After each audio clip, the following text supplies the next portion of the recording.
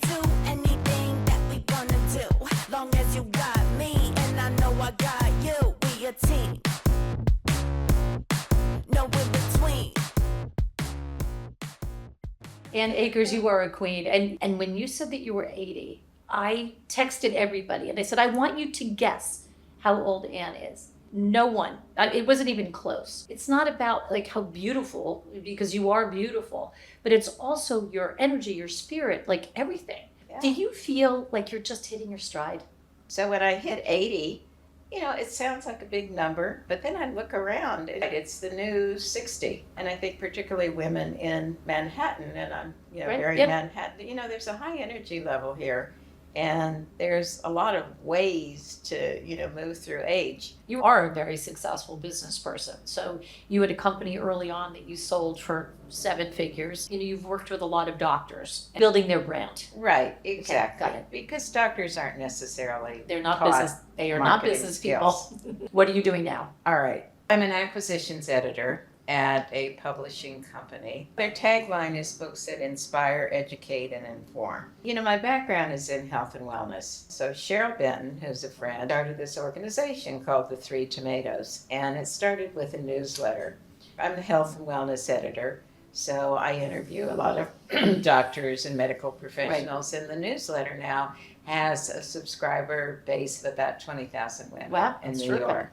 Then with another friend, we've started something called the Insiders Club. This is a small community, and we're doing fun things around New York. So it might be a private tour of the Waldorf Astoria. It might be backstage. How many at the people Metropolitan. are involved? We want to keep it small, so 50, probably cap at 50. Great. Yeah. One of the things about the blue zones, right, about how people live to 100 is engagement, feeling a sense of purpose. And that's what I see with you, because knowing a lot of the people that seeing on Facebook what you're doing, you are so involved with so many different organizations. Even with Deb and Hearts of Gold, she's talked so many times about you just swooping in and being so supportive. Where did that come from, and how do you find that it inspires you? I don't know. Mm-hmm.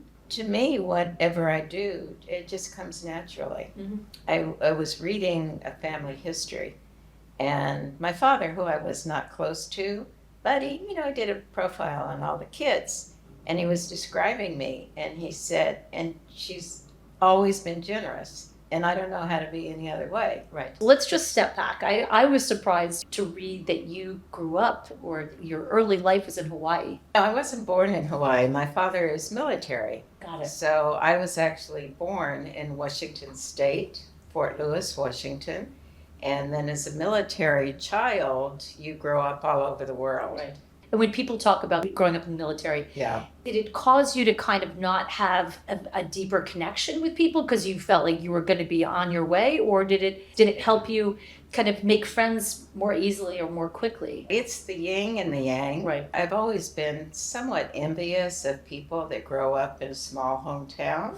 Right. They know all their neighbors, there's roots. I can remember my vision. You're sitting in the back seat of the car and you're always waving goodbye to your friends and everything that you know. That's one side of the picture. The other side of the picture is you become used to adjusting. You become flexible. Right. So wherever you find yourself, you're going to try a little harder to make friends. You're going to try a little harder to fit in. And I think as an adult now, I just treasure my friendships and probably put extra work into them because of that background. Right. Then the other part of it is the travel experience. I consider myself an adventurer. I have an adventuresome spirit, and I think that comes from, growing up and living in a lot of different locations. So it's hard for me to imagine people that have never traveled, who've never experienced. Well, you continue to other travel parts. now. Yeah, I mean, just on Facebook, I see you're all over the place. Yeah. So that's part of, that's in the DNA. I was also reading that you were saying that you didn't have, I think you put it this way, kind of a healthy relationship until you were 60. Yeah. So tell me a little bit about that. In my case, I had the 5-minute marriage. I was feeling the pressure. I chose a wild card, someone that most people would not match me with. When I got through it, I did some real introspection. why did I marry this person? Because the red flags were there.